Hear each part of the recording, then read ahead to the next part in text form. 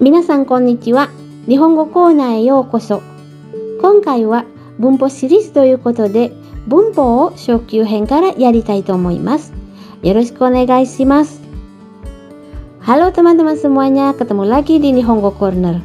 Kali ini saya akan mulai masuk ke seri tata bahasa level dasar.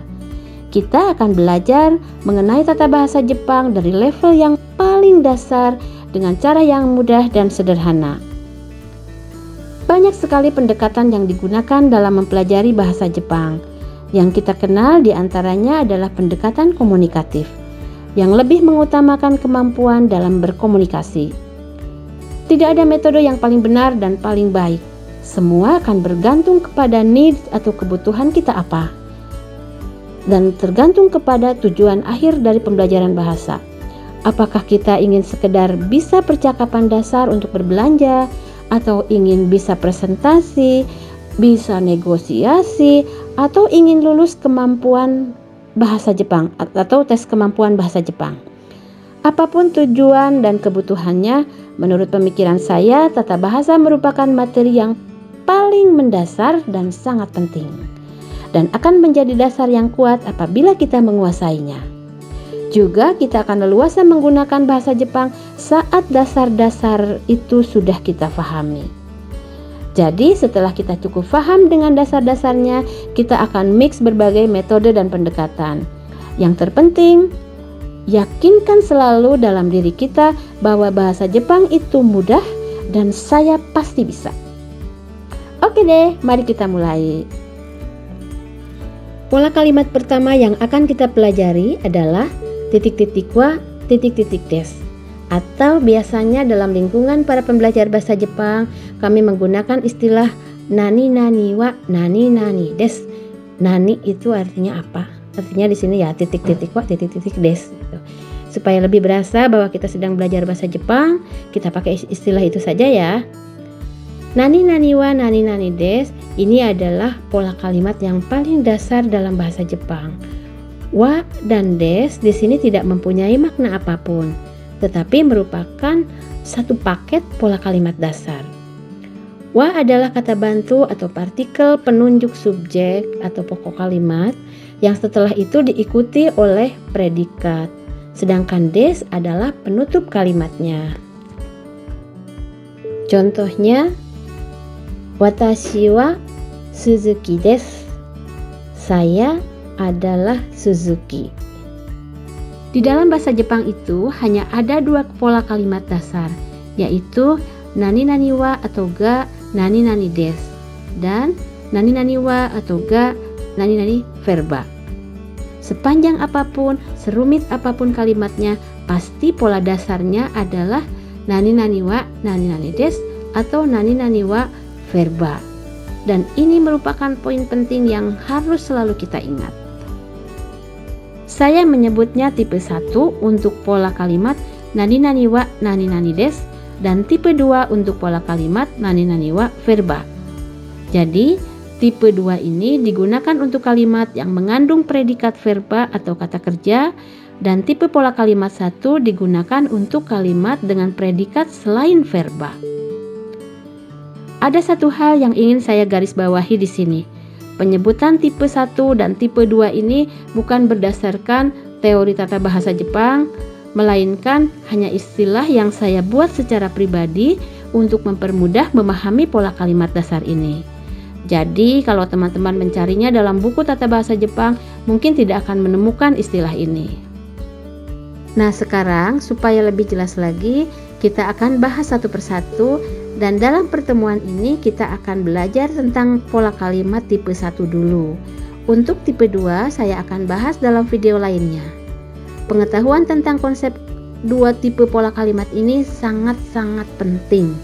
Dan sampai kapanpun kita belajar bahasa Jepang, setinggi apapun levelnya, dua tipe pola kalimat ini akan terus terbawa. Pola kalimat nani nani wa nani nani des adalah pola kalimat yang paling dasar yang digunakan saat predikatnya yang pertama nomina atau kata benda, dan yang kedua saat predikatnya adjektiva atau kata sifat. Meskipun ini adalah pola kalimat yang paling dasar, tetapi pemahaman konsep dan aturan pola kalimat ini sangat penting dan akan terbawa sampai kapanpun saat kita menggunakan bahasa Jepang. Jadi, untuk kalimat dengan predikat kata benda dan kata sifat harus menggunakan pola kalimat ini. Meskipun seiring meningkatnya level pembelajaran bahasa Jepang, bentuknya akan berkembang dan bervariasi. Hanya sekali lagi saya tekankan, aturan ini harus tetap kita ingat. Selanjutnya, kita lihat langsung contoh-contoh kalimatnya. Saya akan membahas dulu pola kalimat 1, yaitu kalimat yang predikatnya nomina atau kata benda. Contohnya, Yamada-san wa gakusei desu. Yamada adalah nama orang dan sang adalah sebutan untuk orang lain saat menyebutkan nama seseorang. Dalam etika masyarakat Jepang, penyebutan nama tanpa memakai sang atau atribut lain yang berbentuk jabatan, status, itu istilahnya disebut yobisute, merupakan hal yang tidak sopan. Jadi dalam bahasa Indonesia, sang itu bisa kita artikan bapak, ibu, mas, mbak, tuan, dan sebagainya. Jadi di sini Yamada-san wa gakusei desu artinya Yamada adalah gakusei. Gakusei itu artinya student atau siswa. Mari kita perhatikan contoh kalimat nomor 2. Monika-san wa Brazil-jin desu. Di sini artinya Monika adalah orang Brazil. Jadi jin dalam bahasa Jepang itu artinya orang, ya. Tetapi jin ini menunjukkan kebangsaan. Jadi biasanya asal negaranya dari mana? Indonesia jin, Amerika jin, Brazil jin, France jin untuk Perancis, ya. Jadi tidak bisa dipakai untuk orang yang asalnya dari Garut atau dari Cianjur, tidak biasa menggunakan Cianjur jin atau Garut jin, ya. Biasanya ada penyebutan yang lain. Contoh kalimat nomor 3, Rudi-san wa Isha desu. Rudi adalah Isha. Isha itu artinya dokter. Di sini juga sama, Isha sama dengan gakusei sama dengan Brazil jin masuk kategori nomina. Nah, sekarang dengan pola ini teman-teman sudah bisa bercerita tentang diri kita sendiri, tentang orang lain, dan tentang sesuatu yang ada di sekitar kita. Seperti sudah saya jelaskan tadi, bahwa pola kalimat tipe 1 terdiri dari 2 jenis, yaitu dengan predikat nomina dan predikat adjektiva atau kata sifat. Yang nomina tadi sudah kita singgung sedikit. Nah, sekarang ini adalah pola kalimat dengan predikat adjektiva atau kata sifat. Contoh kalimat nomor 1, Yamada-san wa shinsetsu desu. Yamada-san, shinsetsu itu artinya baik hati. Jadi Yamada-san baik hati. Ini pun sama dengan pola kalimat tadi menggunakan pola kalimat wa dan des. Nah, kita lihat contoh kalimat nomor 2, Bandung wa suzushi desu. Bandung itu sejuk, ya. Jadi sejuk juga sama masuk kategori adjektiva atau kata sifat. Yang ketiga, Nihongo wa omoshiroi desu, ya. Omoshiroi artinya menarik, ya. Jadi bahasa Jepang, Nihongo itu bahasa Jepang, go itu bahasa, ya. Jadi Nihongo bahasa Jepang, bahasa Indonesia, Indonesia go, bahasa Prancis, France go, bahasa Arab, Arabia go, ya. Ini Nihongo wa omoshiroi desu. Bahasa Jepang itu menarik, ya. Menarik juga sama masuk kategori kata sifat atau adjektiva. Nah, karena kata sifat atau adjektiva ini nanti memiliki perubahan yang khusus, jadi penjelasan tentang pola kalimat dengan predikat adjektiva akan saya bahas dalam video yang terpisah. Mari kita perhatikan contoh-contoh kalimat yang lain. Contoh kalimat nomor 4, Kore wa Nihon no terebi desu. Kore yang berarti ini adalah kata tunjuk dan ini masuk kategori nomina atau kata benda. Jadi kore ini bisa menempati posisi sebagai subjek atau pokok kalimat. Nihon no terebi berasal dari 2 kosakata, yaitu nihon yang artinya Jepang dan terebi yang berarti televisi.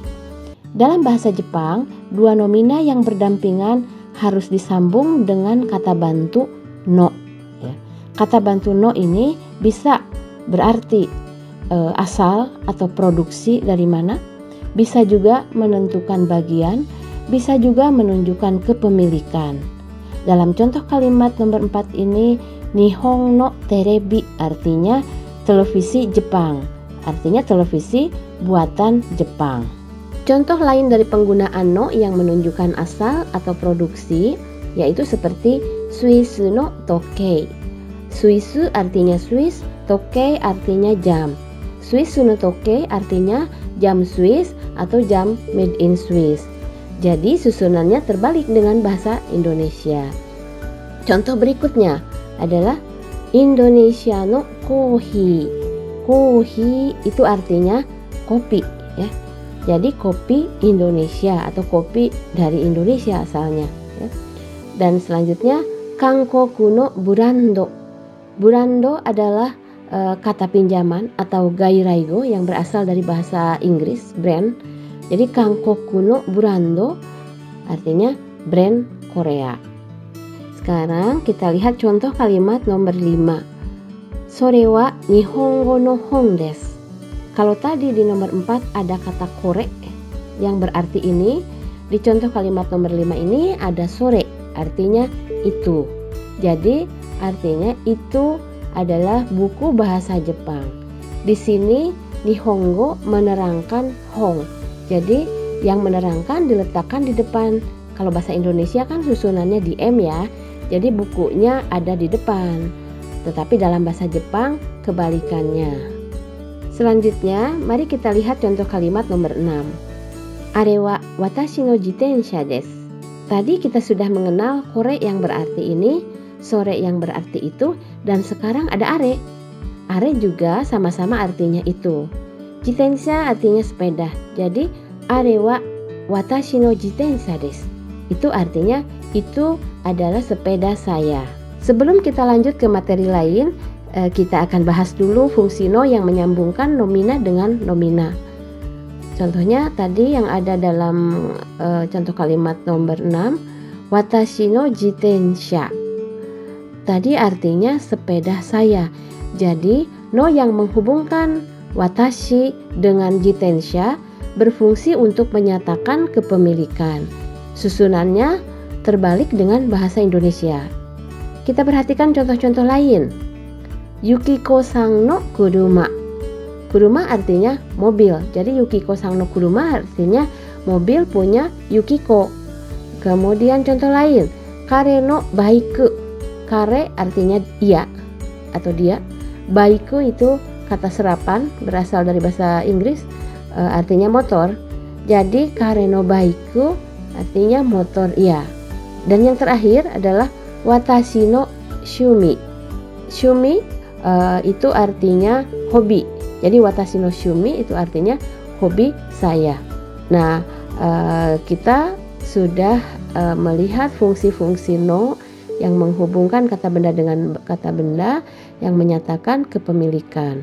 Nah, di sini fungsi no selain menunjukkan kepemilikan benda atau sesuatu yang konkret, juga kepemilikan selain benda, misalnya berupa kemampuan, pemikiran, seperti di contoh ini hobi, bisa juga hal-hal seperti itu. Jadi tidak harus tidak harus benda yang konkret saja. Nah, ini adalah contoh-contoh penggunaan no yang menyatakan kepemilikan sesuatu yang bukan benda. Seperti kare no mondai. Kare itu artinya dia laki-laki, mondai artinya masalah. Jadi kare no mondai artinya masalah ia. Selanjutnya ada nayami ya. Watashi no nayami. Nayami artinya kebingungan atau kegalauan. Jadi watashi no nayami artinya kegalauan saya. Contoh lain, Haruko-san no omoide ya. Omoide artinya kenangan atau memori. Jadi Haruko-san no omoide artinya kenangannya Haruko. Gakusei no noryoku ya. kita sudah belajar ya, gakusei itu siswa atau student, dan noryoku artinya kemampuan. Jadi gakusei no noryoku artinya kemampuan siswa. Nah, selanjutnya berhubung tadi sudah muncul kosakata kore, sore, dan are, tentu ada yang penasaran, apa sih perbedaan dari ketiganya? Terutama perbedaan antara sore dan are. Karena kalau kore kan sudah jelas ya, padanan kata dalam bahasa Indonesianya adalah ini. Sedangkan sore dan are sama-sama berarti itu. Jadi apa dong bedanya? Nah, saya akan menjelaskan masing-masing perbedaannya.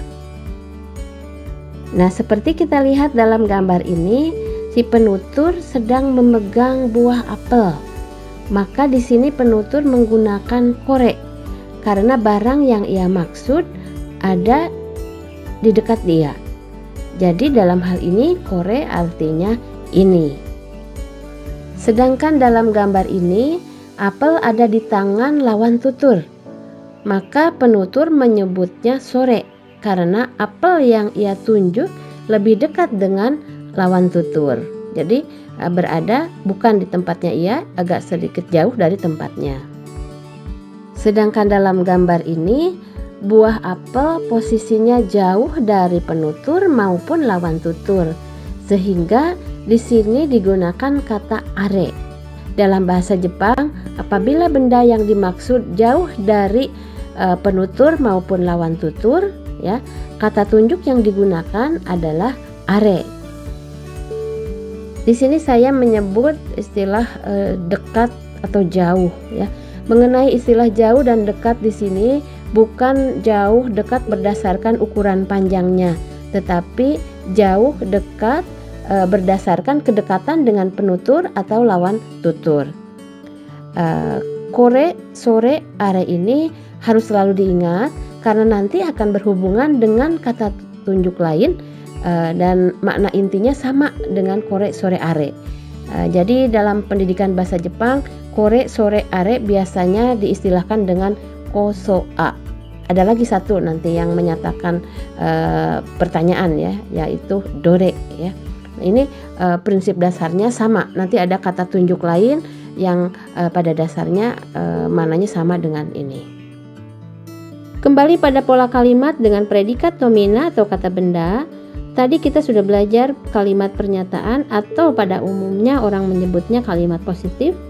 Selanjutnya dalam bahasa Jepang, saat kita akan membuat kalimat tanya sangat mudah, yaitu hanya dengan menambahkan ka di akhir kalimat. Ya. Contohnya dalam kalimat positifnya, Yamada-san wa gakusei desu. Yamada adalah gakusei, Yamada adalah student. Nah, sangat mudah, tinggal tambahkan ka di akhir kalimat dan dengan menaikkan intonasi maka akan berubah menjadi kalimat tanya. Jadi seperti ini. Yamada-san wa gakusei desu ka? Apakah Yamada itu gakusei? Apakah Yamada itu siswa atau student? Begitu pula untuk kalimat apakah Monica orang Amerika? Yaitu tinggal menambahkan ka di akhir kalimat. Monica-san wa Amerikajin desu. Asalnya seperti itu. Kita tambahkan ka, Monica-san wa Amerikajin desu ka? Langsung berubah menjadi kalimat tanya. Jadi intonasinya agak naik di akhir ya. Monica-san wa Amerikajin desu ka? Desu ka? Gitu. Itu akan langsung berubah menjadi kalimat tanya. Apakah Monica orang Amerika? Ya, jadi seperti itu. Begitu pula saat kita menanyakan, apakah Rudy itu dokter? Rudy-san wa isha desu. Asalnya seperti itu. Rudy adalah dokter. Kita ingin menanyakan, apakah Rudy dokter? Menjadi Rudy-san wa isha desu ka? Isha desu ka? Jadi hanya menambahkan ka saja, kita sudah bisa bertanya. Bagaimana? Mudah kan? Ya, jadi sekali lagi untuk membuat kalimat tanya yang jawabannya ya atau bukan sangat-sangat mudah, yaitu hanya dengan menambahkan ka di akhir kalimat. Tidak ada penambahan kosakata lain. Yamada-san wa gakusei desu menjadi Yamada-san wa gakusei desu ka? Ya, apakah Yamada itu gakusei? Monica-san wa Amerikajin desu. Monica orang Amerika. Monica-san wa Amerika jin desu ka? Apakah Monica orang Amerika? Rudy-san wa isha desu. Rudy dokter. Rudy-san wa isha desu ka? Apakah Rudy dokter? Jadi sangat mudah ya. Sekali lagi hanya menambahkan kak saja di akhir kalimat. Saat kita menjawab pertanyaan, apabila jawabannya ya, kita bisa katakan dengan jawaban kalimat lengkap atau jawaban singkat. Misalnya pertanyaan, apakah Monica orang Amerika? Monica-san wa Amerika jin desu ka? Jawabannya, hai, Monica-san wa Amerika jin desu. Ya, Monica orang Amerika. Tapi kenyataannya dalam percakapan sehari-hari kita sering menjawab dengan jawaban singkat dan jarang menjawab dengan kalimat lengkap. Jawaban singkat biasanya terdengar lebih natural. Jadi saat ditanya Monica-san wa Amerika jin desu ka? Kita bisa juga menjawab dengan hai, so desu. Singkat saja. Hai, so desu. Artinya ya betul. Ya begitu, gitu ya. Selanjutnya, apabila jawabannya adalah bukan, ada beberapa cara menyampaikan kalimat menyangkal. Yang pertama, mengganti des dengan dewa arimasen. Dewa ini dalam percakapan bisa disingkat menjadi ja. Jadi dewa arimasen bisa disingkat menjadi ja arimasen. Artinya bukan titik-titik. Contohnya, Yamada-san wa gakusei desu berubah menjadi Yamada-san wa gakusei de wa arimasen atau Yamada-san wa gakusei ja arimasen. Artinya Yamada bukan student, bukan siswa. Contoh kedua, Monica-san wa Amerika jin de wa arimasen. Bisa juga Monica-san wa Amerika jin ja arimasen. Artinya Monica bukan orang Amerika. Begitu pula contoh kalimat nomor 3. Rudy-san wa isha de wa arimasen. Atau Rudy-san wa isha ja arimasen. Rudy bukan dokter.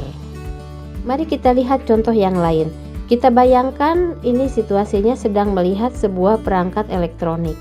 Seperti kita tahu, saat ini televisi ada juga yang memiliki fungsi hampir sama dengan komputer, sehingga kadang membingungkan. Penutur bertanya, "Kore wa komputer desu ka?" Apakah ini komputer? "Kore wa komputer desu ka?" Ada beberapa kemungkinan jawaban yang akan dilontarkan oleh lawan tutur. Yang pertama, mungkin jawaban seperti ini. Iie, komputer de wa arimasen. Iie, komputer de wa arimasen. De wa arimasen adalah bentuk formal yang sopan. Atau bisa juga jawabannya iie, komputer ja arimasen. Iie, komputer ja arimasen. Perbedaan antara dewa arimasen dengan ja arimasen, baik dewa arimasen maupun ja arimasen, keduanya sama-sama sopan, atau dalam istilah bahasa Jepangnya sama-sama teinei. Tetapi dewa arimasen lebih formal, sedangkan ja arimasen meskipun sama-sama sopan, tetapi lebih santai atau casual. Biasanya dipakai ke orang yang dihormati, tetapi hubungannya relatif akrab. Misalnya dengan dosen, tapi dosen tersebut sangat akrab. Jadi ja arimasen itu tetap sopan, tapi lebih ringan, lebih casual. Alternatif lain selain jawaban tadi adalah iie, komputer janakute terebi desu. Iie, komputer janakute terebi desu. Lawan tutur menjawab bukan komputer tapi televisi. Jadi saat menjawab dengan janakute, polanya seperti ini. Nani nani janakute nani nani desu.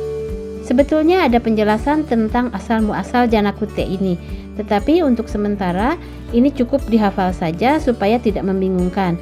Nanti akan saya jelaskan asal usul dan perubahannya dalam video-video selanjutnya. Jadi saya punya hutang banyak nih, harus menjelaskan yang lainnya di video yang lain. Kenapa demikian? Maksudnya ini kan materi yang paling dasar, jadi kita mulai dari hal-hal yang ringan dan sederhana, dan saya berusaha menjelaskan secara runtun supaya lebih mudah dipahami. Selanjutnya ada juga alternatif kalimat menyangkal untuk menjawab pertanyaan. Misalnya seperti dalam gambar ini. Laki-laki ini bertanya, "Apakah Anda Yamashita?" "Yamashita-san desu ka?" "Yamashita-san desu ka?" Mungkin ada yang bertanya, kenapa pertanyaannya tidak "Anata wa Yamashita-san desu ka?" Padahal menurut aturan yang baru saja kita pelajari, seharusnya polanya nani-nani wa nani-nani desu. Jadi "Anata wa Yamashita-san desu ka?" Apakah Anda Yamashita? Seharusnya seperti itu. Namun di dalam bahasa Jepang, penggunaan anata yang berarti Anda sering dihindari karena dianggap kurang sopan. Karena yang dimaksud memang ada di depan mata, kita tidak usah memakai anata wa lagi. Langsung saja Yamashita-san desu ka? Yamashita-san desu ka? Jadi seperti itu. Karena yang dimaksud benar-benar salah, maka kita bisa menjawab dengan jawaban "Iie chigaimasu." "Iie chigaimasu" artinya bukan, ya. Chigaimasu itu artinya salah. Jadi dengan "iye" saja artinya sudah menyangkal. Diperkuat lagi dengan "chigaimasu" bahwa yang dimaksud itu salah. Teman-teman semua, kali ini kita sudah belajar tentang pola kalimat dasar bahasa Jepang dengan predikat nomina atau kata benda. Bagaimana cara membuat kalimat tanya dan bagaimana menjawabnya. Semoga bermanfaat. Apabila ada hal-hal yang belum jelas atau ada saran-saran, silahkan tulis di kolom komentar. Semoga video ini bermanfaat dan bisa memberi motivasi untuk terus belajar bahasa Jepang. Bahasa Jepang itu mudah, bahasa Jepang itu menarik. Minasan, kyou no benkyou wa koko made desu. Jikai o tanoshimi ni shite kudasai ne. ではまた会いましょう。